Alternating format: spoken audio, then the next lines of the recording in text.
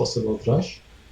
And then as I'm drushing him, and also my micro multitasking is really good, right, with the drush. So I'm pulling back units as he's like having iron villages and all of that shit.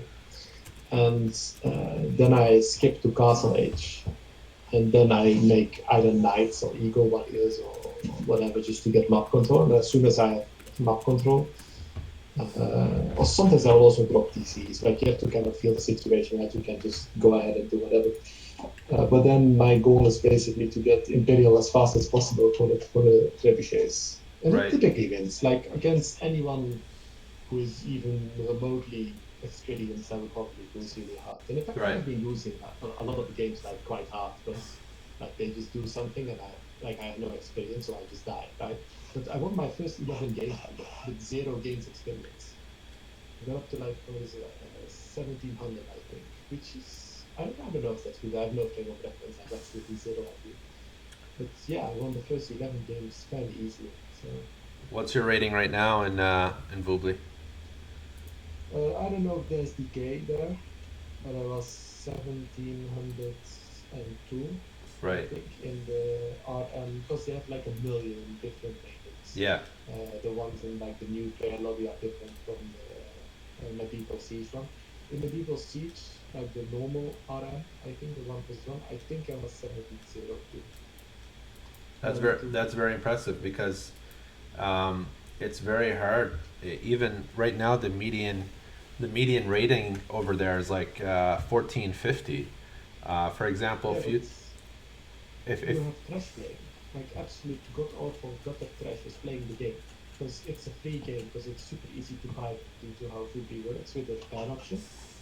And on top of that, because it already has so many Latin Americans / South Americans, it's incredibly easy. It's incredibly inflated. And people, they just aren't that good. Like they're probably 11-year-old kids or whatever who have a really shitty computer who can't run any other game. Plus they are poor, but they can pirate this game for free really easily because it requires 0 effort. So they don't even need to download anything or whatever. So right, that's true. It's like a really high quality free game. That's why it is. So when the chat's asking who Ayah is he an old legend or is he a new guy? Okay. I just want to quickly introduce the players that we have here in front of us. So we have Ayah. Ayah is a very good player, and he actually played a best out of 5 against Magic yesterday. And matter of fact, he did beat Magic 3-2, and so Ayah is a very competitive player. Now, keep in mind, the match that they played yesterday, or at least the show match they played, was for cash. And in that best out of 5, it was played on the patch. And they had it set up where Ayah would play Uranus versus Magic's Zeus every single game. And so Ayah won that 3-2. So that is very impressive. We do see Ayah playing set here. This is, of course, the no patch. So this is the regular ESO patch. So Moore, on the other hand, Moore is mostly an Uranus player. He is in the 1800 plus range. Some say 1850, 1900, in that area. Ayah is definitely in that area as well. I would say probably 1900 plus, 1850 plus, somewhere around that range. And of course, alongside myself, Chicks, we have Lorenzo also casting with me. You may be familiar with Lorenzo. He's casted the last few show matches. How's it going, Lorenzo? Thank you for asking. Great. So, Lorenzo, I just want to quickly ask if you're familiar with these players. I know Ayah has been around for some time, but obviously not as popular as Magic. No, I know Ayah. No is like I have seen that big before. Right. Okay. I don't know. Is that like more giant or is that? More giant. That's right. Yes. Same guy. Okay. Yeah, I know more giant as well. Okay. Yeah. So I've seen that too. Great.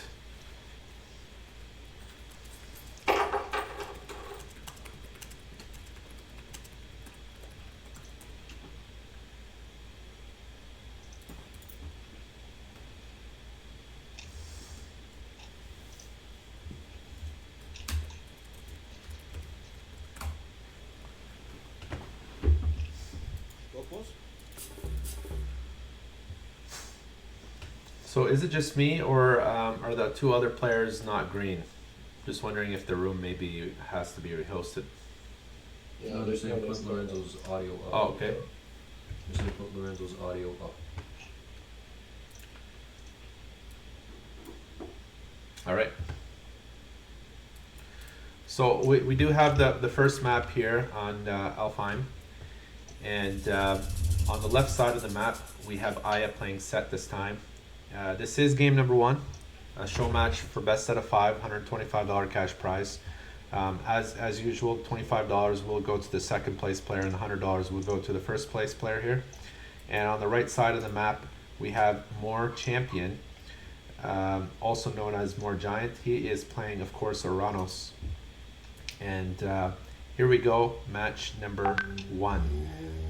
So Lorenzo, I want to ask your first thoughts. Are you familiar with this type of matchup? And firsthand, what kind of strategies can we expect here? So the interesting thing is that when Cyclone a very long time ago, when he had like all of these accounts in the top 20, a lot of people thought that it was impossible to play Egyptian against Oranos, but Right, Jelani came along then, and Jelani was most famous for his Loki strat, where he would go for Seti with Hall of Things, and he would just mess Hesios like crazy. That was kind of coined by Jelani, but he also had a set strat against Oranos and Kronos in particular, and what he did is he would go up really quickly, use shifting sands to do whatever. Sometimes he would shift his units on the hunt of the Oranos player. Sometimes he would just shift a citizen right away and like shift it in his base, just anything basically. And then what he would do is he would turtle on one base until his gold mine is gone. But he would make sure, or sometimes he would get two TCs, it depends on the map type. But he would turtle on one base, sometimes two, until his main gold mine is gone. And he would make sure that he could reach heroic off of his first gold mine. In that way, he doesn't have to deal with superior army from the Oranos player when he tries to secure a second gold. And during that time, he would also make a bunch of farms. So he would have a lot of food and wood, but not a lot of gold. So what he would do is he would get all of the mining upgrades. So pickaxe, shaft mine, and as soon as he reached heroic, he would immediately get quarry. And he right, would also get cannellations, which helps buildings shoot the Therma, which aren't hit by buildings except for the TC because the track rating, which is the statistic that decides whether a unit is hit or not based on its movement speeds, is below that of the speed of a Therma. I hope that makes sense. Basically, Therma are too fast for arrows, but not after cannellations. And then he would move out, and with the help of ancestors, which you can't fight typically, as well as all of the slingers he was able to create in classical age while still reaching heroic of his first gold mine. He would go to a second gold mine, cast ancestors there, and then he would, with help of the market, create one or two Mictals there during ancestors.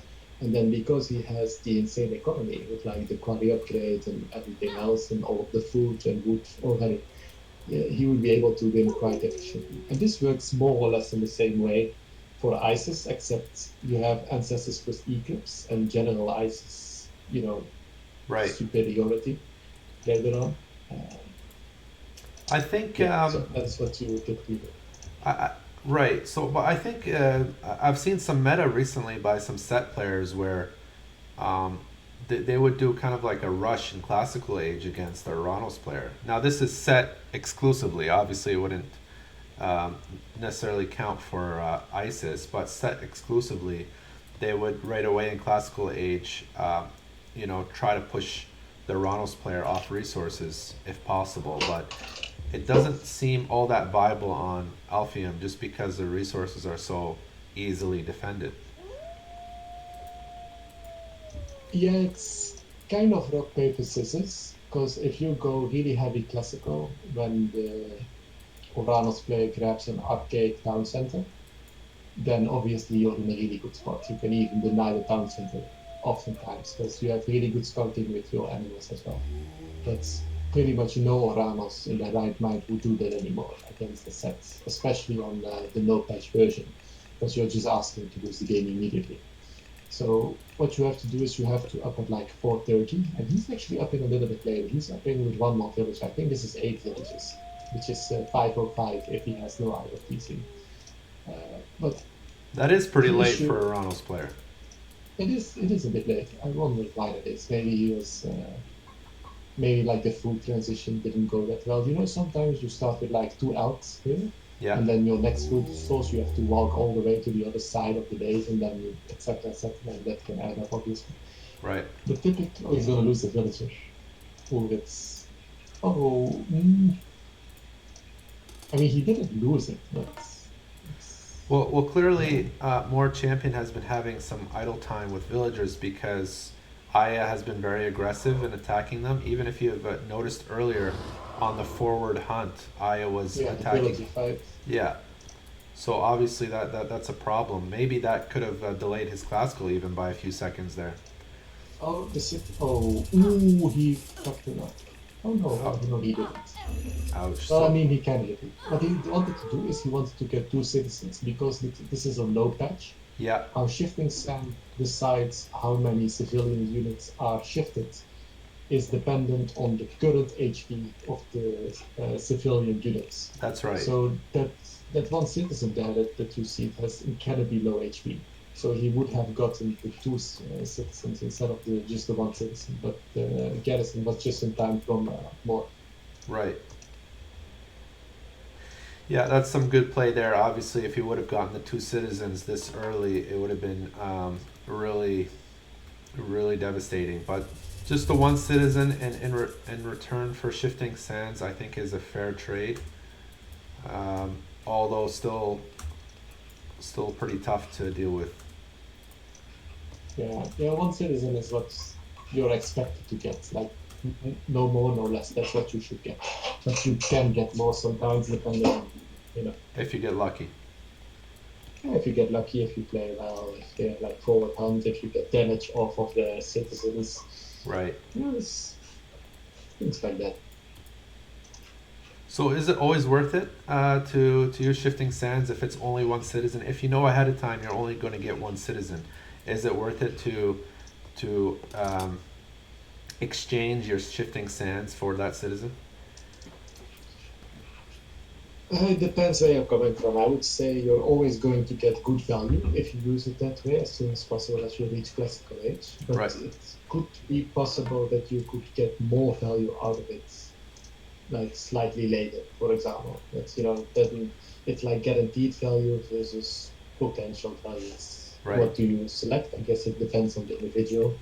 Some people will wait for that insane, you know, shifting sands at 8 or 9 minutes where they shift all of their units on like five citizens at a gold mine without a manor or whatnot. But sometimes that opportunity never comes and you are like, oh, I should have used it immediately. So I think Right. using it immediately is fine. There's nothing wrong with it. You can always do that and get good value. So this is a bit of interesting play here by Ayah.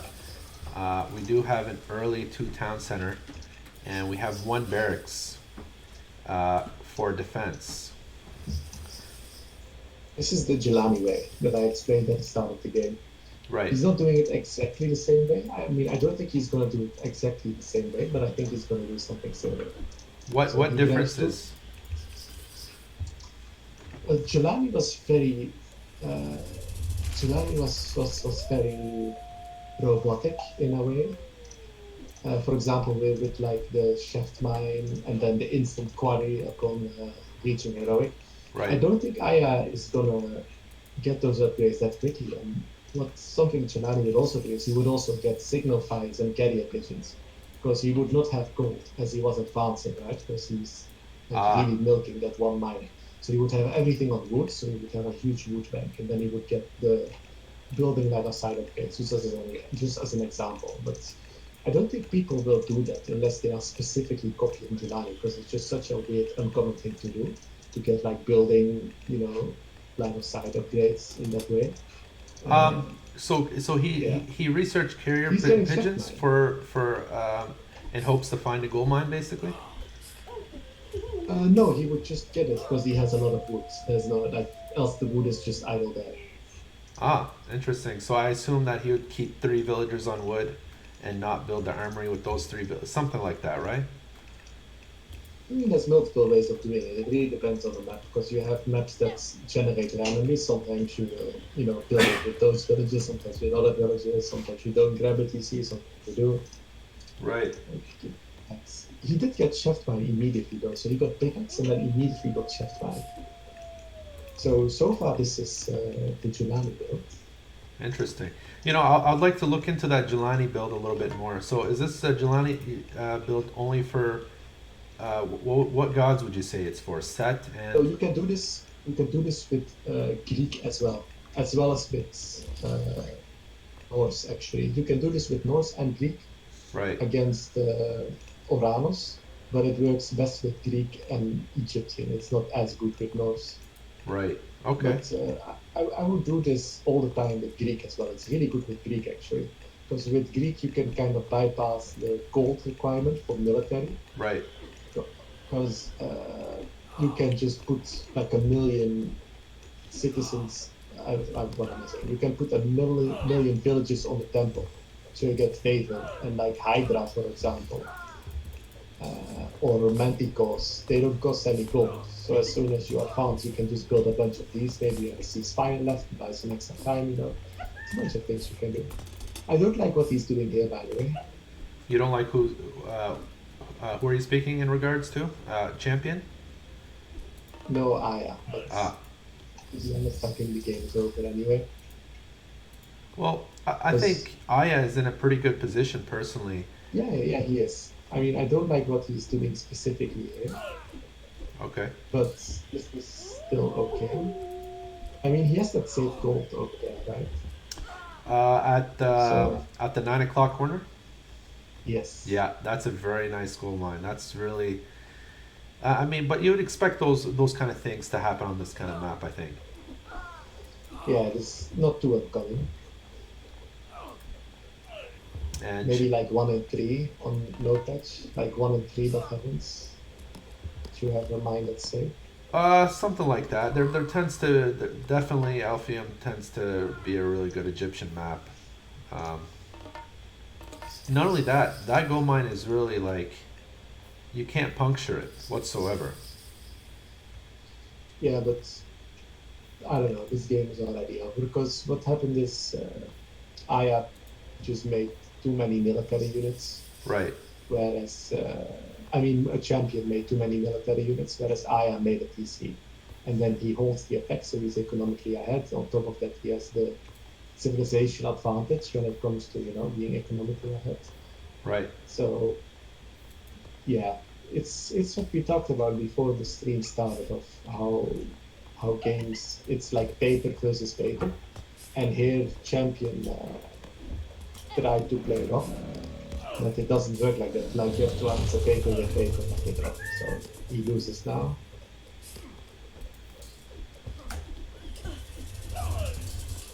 And also to be fair, like he also got messed up early on really hard, right? Oh, Like the that's shift true. on the Pharaoh. It's not like he wasn't harassed. It's not like he just casually decided to lose the game. He was messed with early, so that makes everything more difficult Well, to look, deal with. Aya did what he was supposed to do. He harassed them early. Moranos had a late age up, late start. Yeah, that's pretty much it. And not only a late start, but what happens when Aranos gets a late start um, is that Aya was able to take a second TC and later make military to defend it without too much effort. Yeah.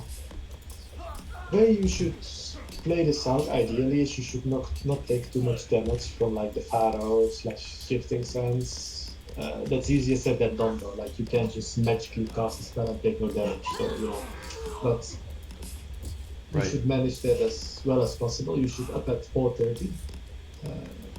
Because if you grab like an arcade PC or something, it's asking to get shifted and just die immediately. We should up at 430, make as little army as possible to get like mob control, to make sure that he's not, casually hunting outside because you don't have an army. So like the father and the budget, and like maybe a priest and some animals can keep his outside hunt secure or whatever. So you make the minimal amount of army to make sure that he kind of cannot do that, and then you just grab two TCs. That's what you do. And then sometimes you will still lose because you need to be able to hold the siege down, the ancestor push that comes late. And sometimes you can do that if you have enough economy, you can make enough Murmillo, and it's going to be fine. But sometimes you can't and you die. Like it just depends. Yeah, the way this game was played is not really the way to go. It's way too much army. Too much army and not enough effectiveness. Yeah, pretty much. Because if he would have made half the amount of Terma that he made, he would have accomplished exactly the same. Like Right. it didn't really do anything. Which is kind of unfortunate.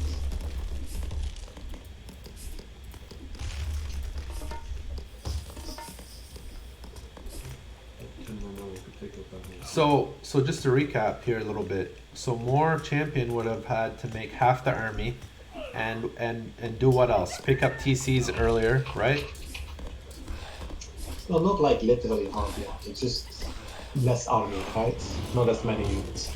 And he should have gotten TCs quicker. Okay. That's what he should have done. TCs quicker and perhaps even a heroic or staying classical. No, heroic is fine. Because you can get the Dryads, and they're actually really good against the Egyptians when they don't have any priests. Because what will happen sometimes is they will do this push, and they will have like maybe two priests, and then you plant the Dryad tree, and the Dryads they build in what is it, a couple of seconds, Right. Yeah, and they they're only very cost quick. gold. Yeah, they only cost gold as well, so it's also quite easy To uh, spam. to make sure you have economy.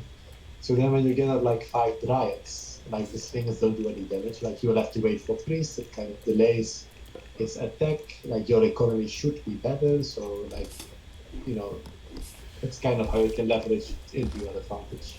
But you may still lose, like it just depends.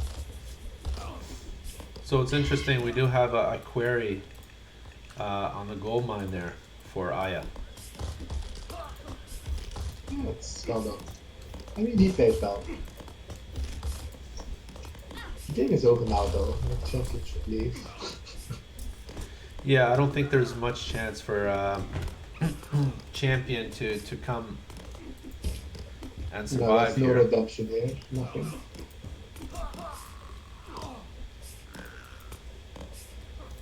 And we do have that mercenary spam.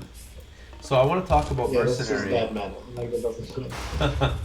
So I want to talk about mercenary just here for a quick second. So, do any units counter them in regards to, say, for example, do camels counter the cavalry mercenary or no? They Or do have the bonus damage against them, they but do. typically you counter temporary units with temporary units.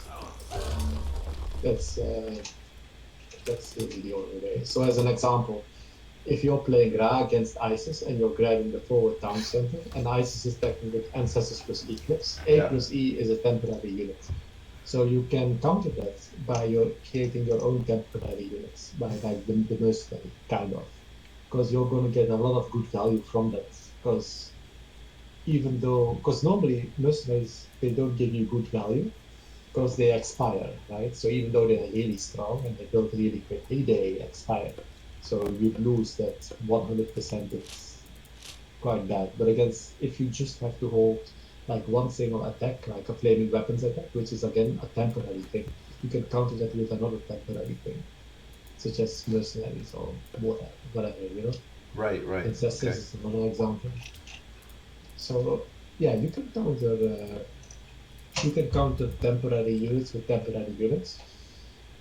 Uh, but yeah, technically units do get that bonus damage against mercenaries. So catapultas or cavalries will get that bonus damage against mercenary cavalries. Gyro ballista or X-Men, throwing X-Men, they will get that bonus against the normal infantry mercenary.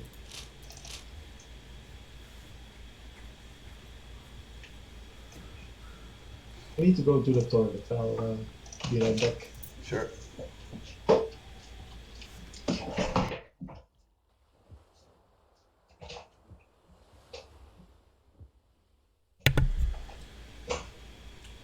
happened? Sorry. So, what we just saw there was the first match. And in that first match, Ayah beat Champion, and it is currently 1-0.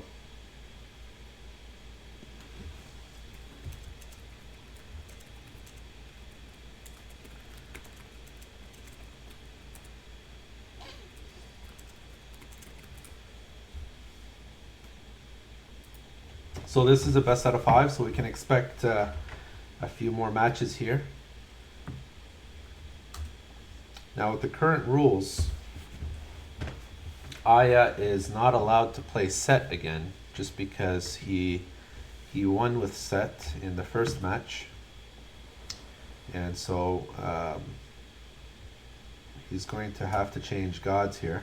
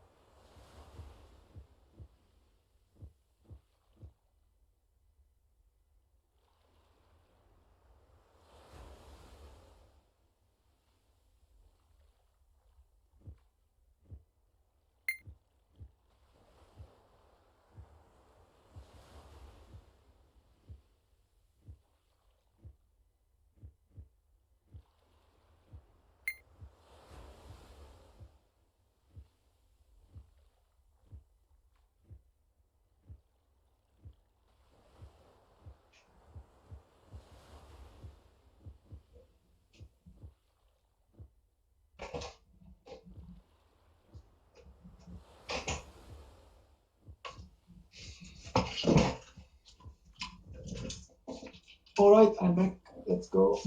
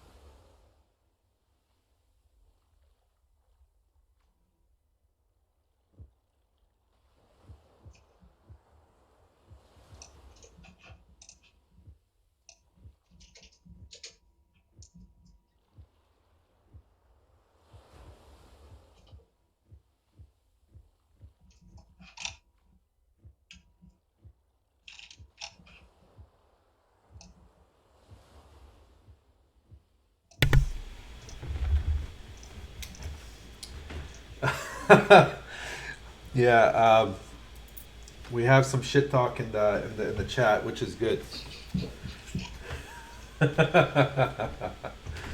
Good stuff. So, Wouldn't be AOT without that, of course. oh, for sure.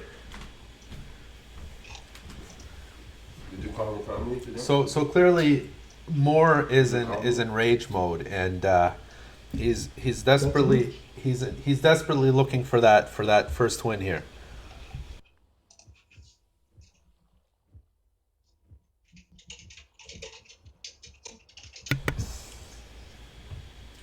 So here we go. Match number 2 on the way. Oranos versus Raw this time. So keep in mind, Ayah was set last game, and he switched over to Raw. And it's currently 1-0 for Ayah. This time we're playing on Marsh. On the left we have Ayah playing Raw. He's in blue, and on the right, in red, we have Moore Champion, also known as Moore Giant, in red, playing Oranos. So obviously Marsh is a more open map than Elphium, although there is a lot of times still a secure gold mine that tends to be really safe on this map, just like it was on the last map. What kind of variation can we expect differently here now that Ayah is raw instead of set? Um, so on this map, you can basically do whichever build you want as either player, because Yeah. you have enough resources, right? Because it's March. And Right. you will do stuff with 4 pigs, you will usually find at least a few more pigs as either player. And you start with a lot of hunts. I think it's 8 there, whereas something like Tundra, for example, the range is something like 6 to 8 caribou. And I think on March, it's always 8, although that may be different Right. unpatched. I'm not entirely certain. But yeah, lots of hunts. Sometimes there's like also safe second hunt in your base. Doesn't seem to be the case this time, but you can have like a bunch of hippos there just casually lounging around or whatever that are also protected. So you aren't really restricted by resources. Whereas on Alfheim, for example, you are restricted. So Right. what will they do? I think that Ayah is You just guys have going more to do about the to get his same cheek thing. spread But very he's wide. going to save shifting sense, perhaps. And I say perhaps because I'm not sure. Yeah, that's what I think. Probably still go for the second TC really quickly, Right. but probably save shifting sands. Okay.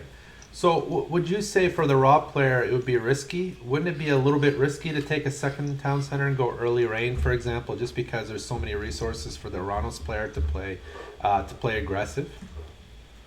Yeah, that's the issue. I think this matchup favors Oranos because the Oranos player can also do whatever he wants, and as Ra, you typically don't really have the power to like really mess with his hunt or just his resource gathering in general. You don't really have good scouting, unlike Seth, so you don't really know where his stuff is to begin with. You could still do it though. There's nothing preventing him from upping quickly and sending like his Pharaoh and like maybe a priest or two across the map. Right. It's just because you get the Pharaoh empowerment bonus and the priest that can empower as well. You're not really playing to your strengths here, even though you could theoretically still do it and you could still catch him off guard and it could still be worth it. Like generally, you don't want to do it. Generally speaking, not never. So what more could do here is I think you still want to up 430. I don't think you want to go arcade TC because there's still the risk of uh, there's still the risk of him upping really quickly, which is something he's doing actually, which he sees with his scout, with his oracle, Interesting. and sending the stuff across the map. Like he could still do that. So I still think you go 430 if you know the player and you know that he is not going to do that or that he's not inclined to do that, you could go arcade PC. That's really strong then. But otherwise, I would just always go 430, make the minimal amount of army to make sure that he doesn't get all of the hunt he wants for free. Right. And then I would just go. It's basically the same matchup, except I would argue this is better for Oranos because you don't have the ancestors to worry about. He said one missing. Okay. I'm also looking at the map right now because obviously, whatever the map tells us is probably also going to tell us what strategies they're going to be using. Uh, a very good indication, at least. And I'm looking at the gold mine placement, so clearly he doesn't have a very secure gold mine like he did in the last match. He does have trees protecting his second TC, but there is no secure second mine here for Ayah. So he's really so I think in this kind of match, if he was to take that second TC, then he would have to somehow really wall up that mine that's in front of that forest there at the 9 o'clock corner. Um, so rather, I think Ayah is going to have to build buildings towards the left side of his base, um, in effort to secure that mine. Yeah, probably. It's not encased by water either. Like sometimes on marsh and watering hole, you will have kind of this natural wall with the water walling off an area. Yeah, Here, like Oranos can come from the top side as well. It's from the middle. Like it's really everywhere you can go. It's a very open marsh actually. Normally marshes aren't this open, so it's very good for Aya. I mean for champion. I'm right, mixing up the names. right. Yeah, I mean, I agree with you. Obviously, on this marsh map, champion could come from any. Yeah, he's unhappy. He didn't get a single citizen. Not a single citizen. Nope, he got nothing. Wow. Maybe like one pig or something. So obviously that exchange wasn't a good one. I would say he is really yeah, in a really bad spot. Let's put it like that now. Because pretty much the only offensive god power that you have is kind of shifting sense. So you can, when you're in heroic, you can kind of Six is a shift your goddamn whole right. army plus some Plus of two. his army units, and then you can win that fight because you shifted like only a part of his army, and your full army plus you already shifted into your own base, so you have the buildings helping as well. But now he doesn't have shifting sense, and he got nothing from it, so he's yeah, not in a good spot. Bit too bad. So is Aranos playing as he should right now? Because I'm seeing that he's taken a second TC. He's finally sending Yes, this some. is how you should play. Okay. This is exactly how you should play. He's also adding on a few more units before he's going to grab his third. It seems yeah, now he's going to grab his third. The reason why you add on a few more units is because he doesn't have perfect information whether this is classical fight yet. So that's very much why he's doing that. Yeah, this is exactly how he should play. This is textbook from Mod. Right. This Okay. is exactly how he should play to the letter. That's good. Um, so I'm really liking Aya's base though. You tell me how Aya isn't perhaps in a tough position, which I agree that shifting sands wasn't all that great, but his base construction is really good here. I really like how he's defended the front of his base. His tower is well defended. Temple's in a good position. Gold mine's well defended. Um, it's just that he doesn't have another gold mine, so he's really going to have to fight for a gold mine here once that one runs out. That's the only issue. And he is grossly overproducing farms. You think it's too many farms? He's way too many farms. Like way too many farms. I don't know what he wants to do with all of these farms. Champion is shit talking here still. Ayah. Yeah. And you want, yeah. Oh wow, he's adding more farms. I He has have to say 20. that's a He lot of has farms. 23 farms. The absolute most I would rake in this situation is 13. And he's got how many? He has 23. Wow. So what's that telling us right now? What's Ayah? What is Ayah trying to pull? Because obviously this is an unorthodox strategy to be making this many farms, right? I just don't think he knows what he's doing. I don't think this is planned. I think he's just kind of winning it. I mean, winging it Right. and trying, you know, just to win off natural skill slash Right. cable instinct, however you want to call it. He does. I don't think he knows what he's doing. He doesn't know this matchup, Do you think or at perhaps least not well maybe? enough. Do you think perhaps maybe he's a bit overconfident because of his base construction? Just overall, everything is just. His base is really bad, right? Look at his goal line. It's really far forward. It's not It, that great. I it mean, he is. may still win. I don't know how much better he is than more, if he is better at all.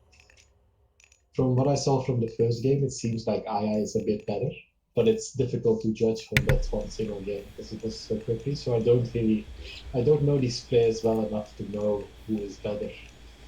But Right. if he is just like a lot better, he may still win.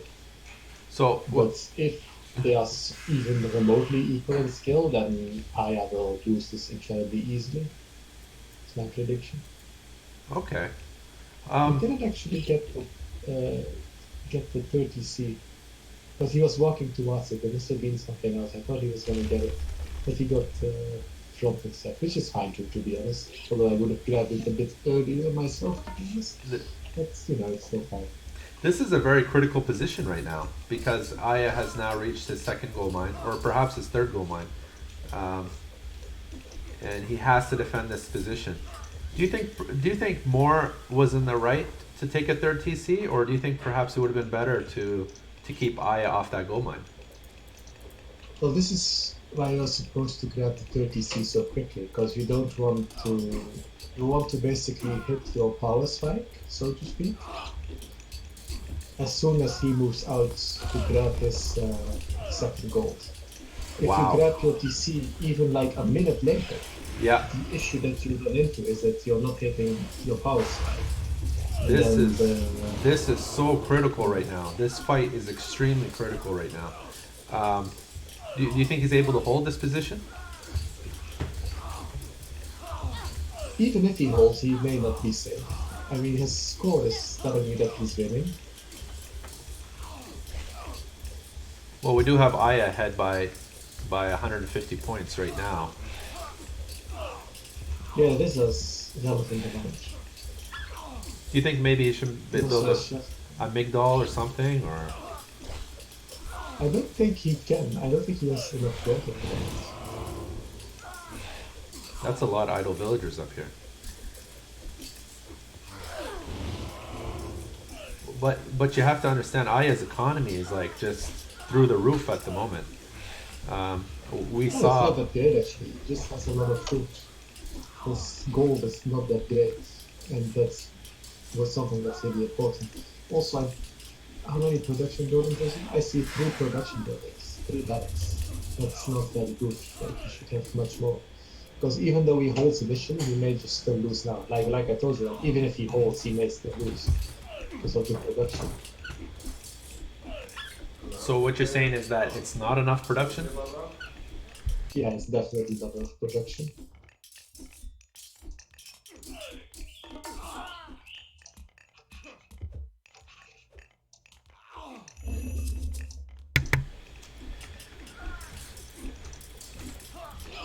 So he should I probably would say upgrade. Moore is doing pretty well actually. Moore is doing pretty well, I would say. Well, obviously, Moore doesn't want to give him a chance to even hold this position because what happens is if Aya is able to keep this position, he's got that gold mine and he's got another large gold mine right behind it. Yeah, that's true. You Um, remember when I said he's playing exactly as he should? right. I said that. That's when I thought he was going to grab his 30C. I even told you that. Now he's going to grab his. He's adding on a few more units, and now he's going to grab his 30C. Is what I said. Because he was moving a villager towards his second TC, Wow. like the 3 o'clock TC, but he never got it. Maybe that was Hyundai or something that he was going for instead, but I don't know. That's What I brutal. think you do now as more is to stop bleeding units and you pop out until you're 145, 145, and then you move in again. But ideally, he would have just grabbed the third bit fast. I mean, his still time, it was still okay, but you have to play slightly differently if you're grabbing your third like a little bit later.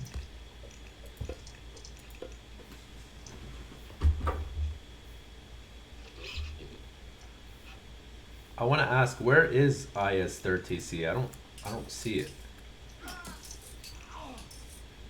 It's been Oh, taken. yeah, I see it. Okay. So Moore had it back. Gotcha. So this could easily turn into Fortitude TC here. I think it's, I don't know. I think now he's going heroic, which really should have just made like a million medals. You think so? I, I it seems to me from this game, like the last game you couldn't really tell because it was it was kind of good. From this game, it seems that Aya is just significantly better than Moore by like really large margin. That's what it looks like to me. Because from just looking at this game, like Aya was dead. He was definitely dead. But then Moore still loses. I don't know. Right. Well, if Moore isn't going to win this game, which I don't think he is, then he's not going to win any games. So, and he's up Osiris now. Yeah, You know, I do have to say though, the whole farm thing by Ayah really enabled him to pump out all those spearmen, right? The triple I production don't think spearmen. so. No, because it also cut into his production. And I also think, I mean, I can't see the resources, obviously. Well, I mean, I can, but it's a bottle, so like I don't permanently see the resources. But I think if he had made fewer farms, I think he could have had more production buildings as well as more production in general, because he would also have had more gold. But it's impossible to know without like watching the replay, which I don't know if we can possess two observers. Right. Yeah, no, the replays should definitely still be valid. I know what bug you're talking about, where sometimes the replay would go invalid, but Either invalid or sometimes it just bugs out as well. um, I think it bugs out if you're playing it on the wrong patch. But as for the observer thing, it renders it invalid. Anyway, in my experience, it's either 3 observers or more, but I'm sure somebody could figure that out. Do you think it was a good idea for Ayah to take that forward gold mine there and then just back his villagers like that? I mean, what's the point in that? Obviously, it wasn't a safe gold mine to take. Yeah, that was really weird. I don't know. I don't know why he did that. I mean, Nobody knows. was he just trying to be greedy? Because obviously he's got a large gold mine right in behind there. Maybe. Yeah, and he knows about it too. So I don't know. It's very peculiar. So I do notice now by Ayah's second TC, he did chop through that forest, exposing his second TC to both sides now. Not that it matters much, but I personally... Maybe he didn't see it until like recently. Maybe he just discovered it. I don't know. Because of the lumberjacks. Right. So Son of Osiris is very strong here, especially against classical units. Just heroic.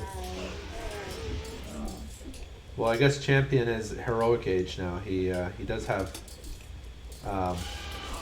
heavy termas, but his units only have 1 pierce and 1 copper mail for armor. Ayah does have the 2nd pierce armor himself. He got. Did he get both the Siege Workshop and the Negro, or just the Negro? Ouch. Okay, he's going to lose that Son of Osiris, and I did not see that Mythic Age come in by champion so quickly. So obviously this is going to be a big deal. This is really good for for the champion. For more. Look at that sneaky Siege Workshop, wow. Yeah, that's a nice Siege Workshop, but even so, That's brutal. this is a huge loss for Ayah because now he's lost control of those 2 gold mines on the left. Well, not necessarily that gold mine that he's on now, but he's about to if he could anytime soon. It's definitely exposed. Yeah, and he's gonna move him to R6. Holy shit, did he already lose his Silver Cyrus? He has some trade up though. That's nice. You know what I always like to do with Son of Osiris is always have my rock nearby, so that if he does get trapped, then at least I can deposit him inside the rock. I wonder where it went, because it went across the map to cast a locust, but I haven't seen it since. Maybe it got shot down. I don't know. Yeah, I did get shot down. It was very low hit points last time I saw it, and then Yeah, it did get shot down. got that final hit on it. Ayah does have a lot of upgrades, but he does not have enough wood upgrade. He's only got hand axe. And he is pushed off gold on that side. And Ayah is currently not collecting gold. He does have around 10 caravans though.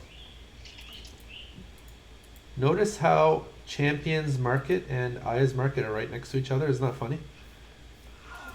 Yeah, it's interesting. I don't know why he made his market by the way. The other side What do you is think that obviously third place better. Um, For more days. oh, for more, definitely. Oh yeah, for sure. There's a huge lake there, and that's basically a natural defense barrier right there. It's over now though. For Ayah? For more. Like more is completely dead. Like it's Uh-huh. okay, so this is best out of 5, you said? Yeah. No. Yeah, so it's gonna be 3-0. Because if he's not gonna win this game, he's not gonna win the next game. Unless like Ayah trolls him, you know. There's just no way. If he can't win this game, he can't win any games. Oh. That's big right there. No, it's not getting lower.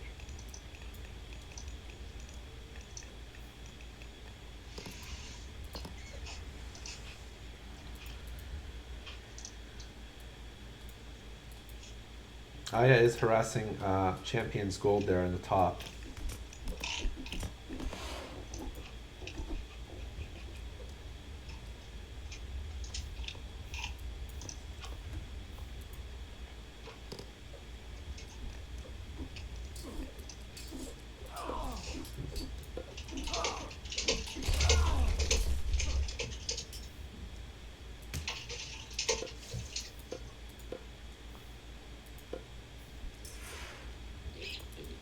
I wonder why he hasn't... Okay, there it is.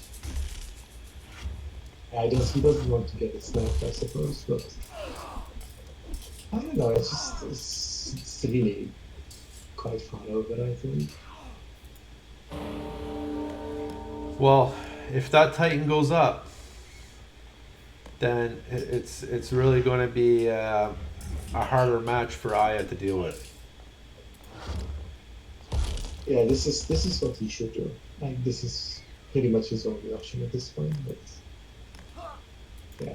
I really like those siege boats by Moore. Yeah, that's good. But Yeah, there you go. yeah, there I it will is. say very GG to hopefully enrage more a little bit more.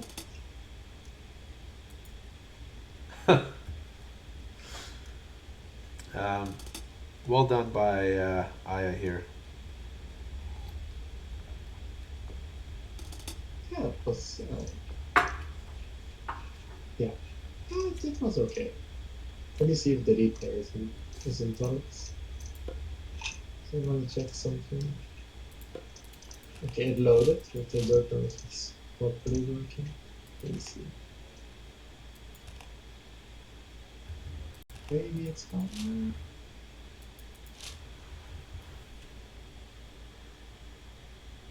No, it's bugged. That's a shame. It bugs out. Is it bug? Yeah, it's bugged. Oh well. I want to take a look real fast.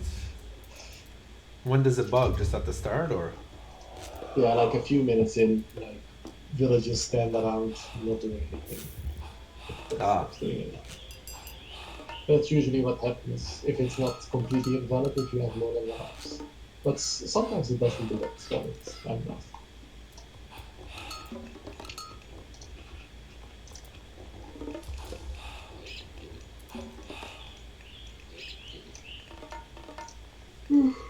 Oh, I see. Okay.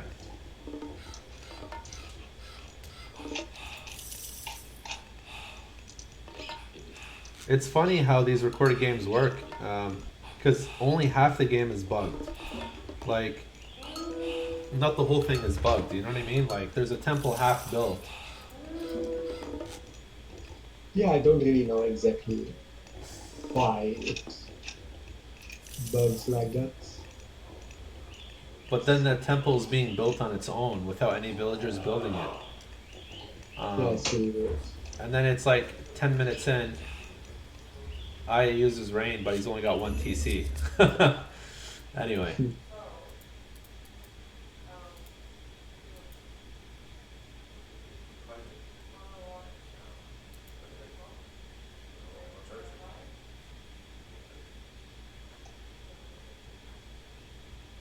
Okay, so we're on to match number 3. Coming right up.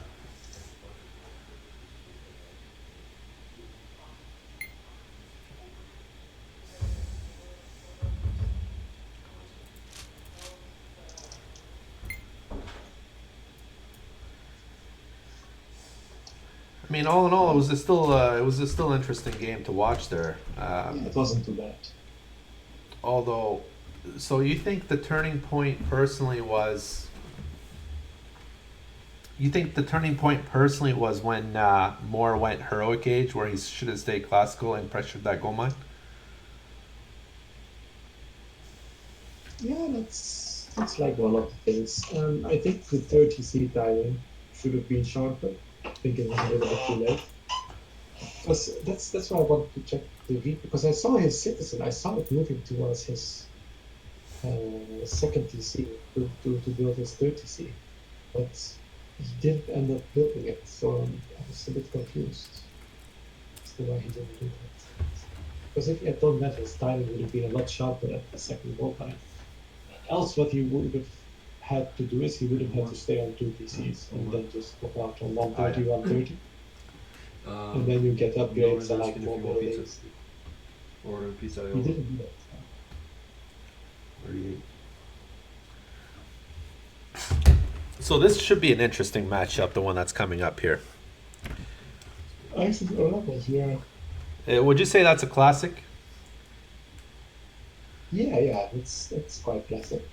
I mean, What was owning classic as in classic, because the classic matchup is ISIS versus ISIS or ISIS versus Storm. And not Uh, really anything else. Those are like the true OG, old school 2003, 2004, 2005 matchups. But yeah, ISIS against Oranos is like, yeah, you could do that. Like, let me put it this way. By the time Oranos started getting played, like Cyclone, and started getting popular, like people were already arguing about are the old experts better than the new experts, you know? right. Ooh, is Ayah going to save? The guy says give more 5% handicap.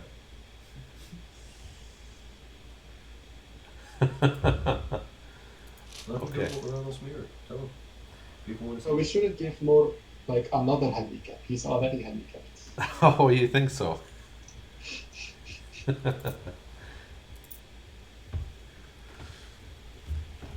All right. So we are starting game number 3 now. Ayah is currently up 2-0. And it is going to be ISIS versus Oranos this time. And we do have Marsh again, just like the last match. But this time on the left side of the map, we have More Champion, also known as More Giant, playing Oranos. And on the right side, we have Ayah, this time playing ISIS on the right side of the map. So we've seen now, Lorenzo, now that we see the third god here being played by Ayah, the third Egyptian god. We've seen in the first match, we've seen by Ayah playing Set. Then we saw Ra. Now we see Isis. Do you think this could be the most aggressive match that we see so far, or I what? think set is slightly more aggressive because you have the animals and the shifts. Right, that's true. So I You have a guess sharper timing though. I'm sorry. You have a sharper timing though with Isis because you have ancestors plus Eclipse, whereas Right, you just have the ancestors right, and set. And right. you have nothing with that. That's why Ra isn't very good. So are we just going to see the usual, um, ancestors eclipse fast heroic by Isis, or maybe an Anubis kind of deal here? Because I did see Ayah mention Anubis. I'm not so sure if he was just saying that, or do you think it's viable? I think he could do whatever he wants against more because I think he is much better. Right, But if we're talking hypothetically, same skill level, blah la la la, right. I don't think you go Anubis because the shockwave kills all of your Anubites, especially on low patch. Okay. Yeah, that's a There's very just good point. nothing you can do, and you have the insane Valor as well. Because on low patch, the Valor is, I mean, Valor on low patch Yeah. can't really compare it to anything else. It's been nerfed significantly in the fan patches. And Shockwave has also been nerfed. Both the recharge rate has been nerfed as well as the stun rate, I believe, after they get down to land from being airborne. So the problem is, if you do anything with myth units as Egyptian, you just die to the shockwave because the shockwave is like a bolt. And Right. Uranus has like 3 bolts if you classical fight. And on top of that, there's the extra utility of also winning any fight, Okay. period. There's just nothing you can do. So I just don't really think Anubis is something you can do viably here. Okay. Yeah, so his options are fast heroic and siege push with A plus E. Right. That's actually okay-ish. This is not a very good map to do it on though, because Lorenzo has so many resources. You cannot do what we want. Uh-huh. What he could also do is he could just repeat the strategy he did in the previous 2 games, except with ISIS. Because I mean, ISIS is basically set. It's Right. So basically harassing with the pharaoh and the priest and the forward.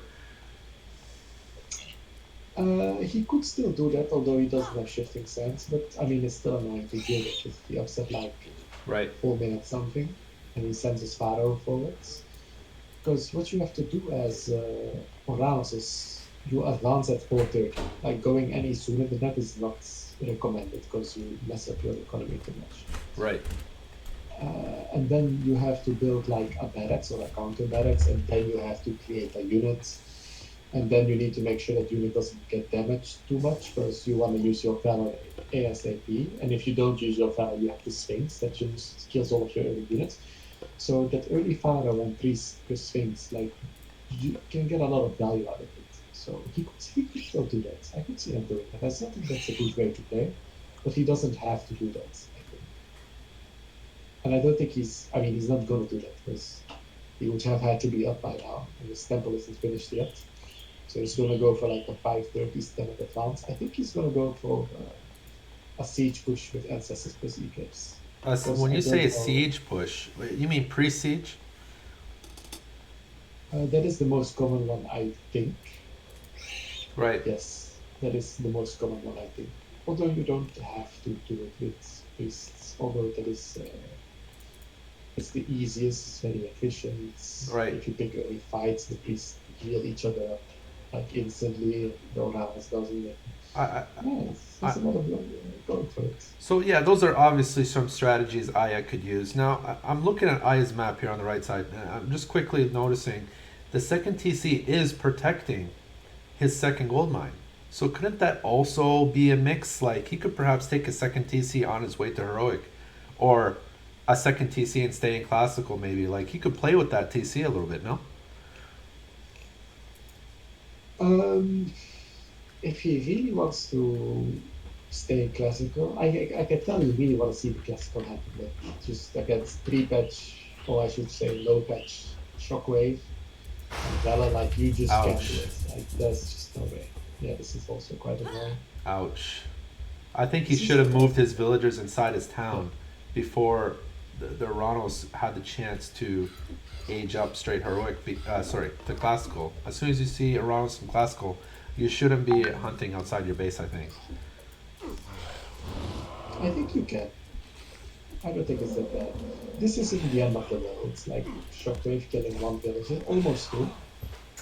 It's not that bad. Also, Yeah. you get a little bit more Sphinx time. Right. I don't know if that makes any sense. The That does Jericho. make sense because obviously then you can't use Shockwave on the Sphinx instead, right? Yeah, that's true. He should have probably deposited that priest inside the tower and saving the priest. That's something that I would do. Could Um, have done that. yeah. So anyhow, we do see that armory going up, and we do have pickaxe so far here by Ayah, and some walls. We do have like a short wall there, and so we could probably expect a straight heroic right after this next villager. Yeah, it's gonna be straight heroic. I think we're gonna see priests. Because also I don't know why you have 1 million villages in the mining camp. What he should have done is he should have put his pharaoh like not in the way of the villagers gathering. So Yeah, yeah, yeah, I totally agree. And also, I tend to like getting prosperity after now he shaft fixed mine. it. I don't know if he has the resources. Well, it does seem like he has 3, 4 pigs there, and he did have 3 villagers on wood, so he should have had enough for a shaft mine. Um, it would have probably delayed his heroic age by probably 10, 15 seconds, but really, shaft mine makes a big difference. Because not only are you collecting gold um, faster, but you're also carrying more gold. And so, really, that's like 20% faster. That's a big deal. Is it faster with prosperity though? I mean, is it significantly faster with prosperity? Because obviously you have breakpoints in terms of how much you gain. Wait, yes, A+E. We can talk about this later. See what Interesting. A+E So does. it looks like he will get one citizen if he's lucky. Yeah, that's not a good A+E. It should have been on the space because the idle time on everything at once is more valuable than getting one citizen. Well, I think what A&E will do is also harass his other citizens. Yeah, that's what it's doing now. That's what it could have done at the beginning. Also, he had knowledge of the TC being built. He could have completely denied it Ah, because he was harassing it with his Sphinx until two turns showed up. yeah. Ooh, he just passed by the 3 hunting villagers there with his scorpion on the left side. That Yeah, is that's really, nasty. that is devastating here.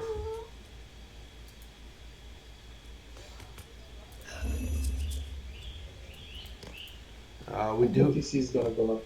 It's, we do have now the second TC by I did go up. There's no is he way. gonna find these citizens as well? Looks like he only found the hero citizen. Yeah, yeah, now they're still not there anyway.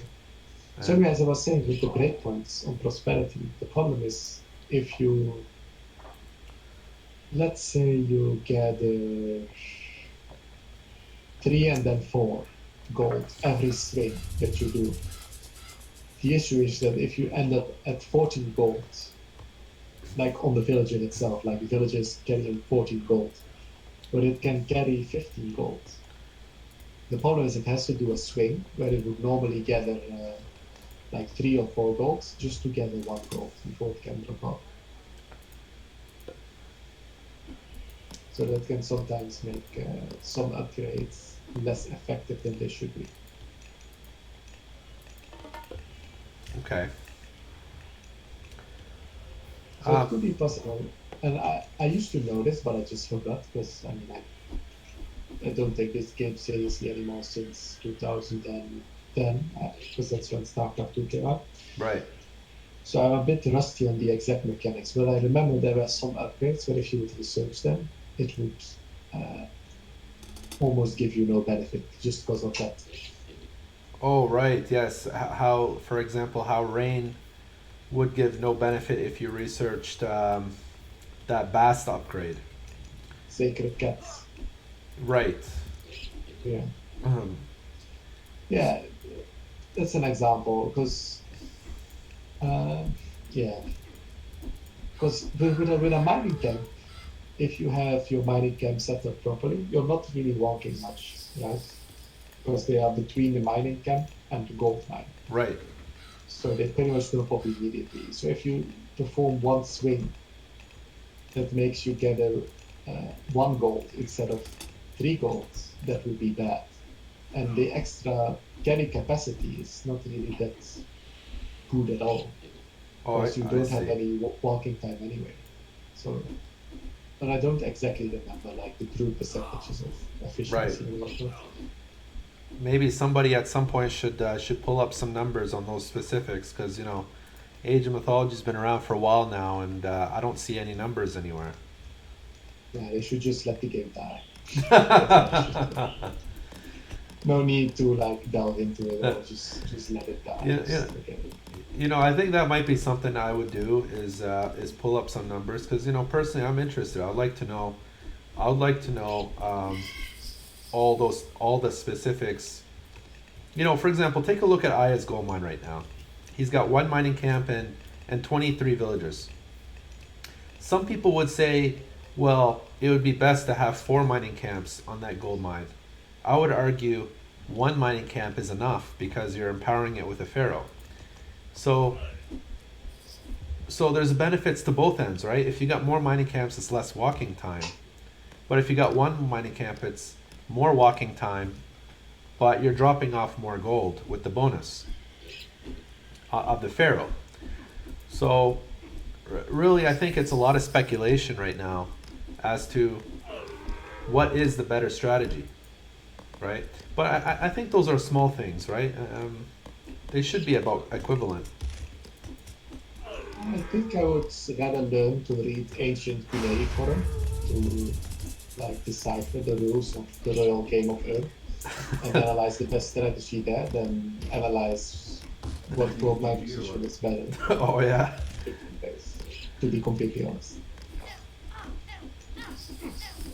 and well it hey, takes about 8 years to learn how to read cuneiform. man, to each their own. I mean, you're laughing, but it's not funny. Like AOT is just really, I don't know. I don't have much positive Yeah, things to say about this I'm game. I'm a statistics junkie. A numbers guy. Really like numbers. Oh, here is a fun fact. You know that I met one of my ex-girlfriends on AOT? Is that right? Yeah, no shit. I That's did. that's pretty interesting. Yeah, she lived fairly close by. She Okay. also played AOT, and I played AOT. And we were in the same clan at one point. Oh, okay. Interesting. Yeah, she was one 1.5 years older, I think. And Right. I was 19, she was like 20. So I assume you were both good players then. Oh, she was really shit. Oh, okay. I don't even know why she played that game. Then again, I don't even know why I played this game. So Right. So don't really go uh, there. we do have the third match concluded now. Obviously, it was just the plain old pre-siege, and obviously, I think Ayah did a good job with that push, and obviously the ancestors Eclipse did a really good job in harassing Moore's villagers, and so it looked like it just worked out. Everything just worked out. Ayah's A&E did put in some work in harassing villagers, picked up his third TC, and just basically pressured him 100% with Siege Priest and kept his Scorpion Men alive. I think Yeah, I think Ayah is just better right. than Nemo So we're going to in have these to, games. yeah. So I'm happy. I was happy to give more of the chance here to play against Ayah, and although he did a good job, the job wasn't done well enough. Yeah. It wasn't enough to win. And so look out for our next show match, everyone. Next Sunday at the same time, 7 p.m. EST, Eastern Time. Um, and for another showcast, another show match. We don't know who will be playing next Sunday, but we will be sure to find two of the most competitive and the best players in the Age of Mythology scene um, for next Sunday's best out of five match. So look out for that. And till then, I will continue to upload these videos on YouTube. You know, it's a match after match. Hope you guys enjoyed, and take care. See you later, guys.